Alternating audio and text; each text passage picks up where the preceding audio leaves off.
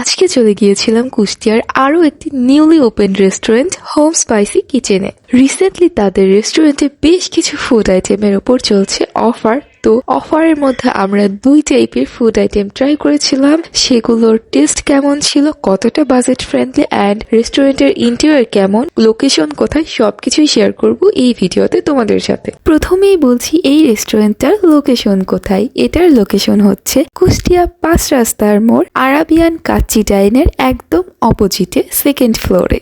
And তাদের রেস্টুরেন্টটা আমার কাছে অনেক বেশি সুন্দর লেগেছে। তাদের রেস্টুরেন্টটা অনেক বেশি নাইসলি ডেকোরেটেড, একদমই পিঙ্ক থিমের ওপর করা। আর পিঙ্ক কালার তো আমার এমনিতেই ফেভারিট, তাই এই রেস্টুরেন্টটা কিন্তু আমার ফেভারিট লিস্টের মধ্যে চলে এসেছে।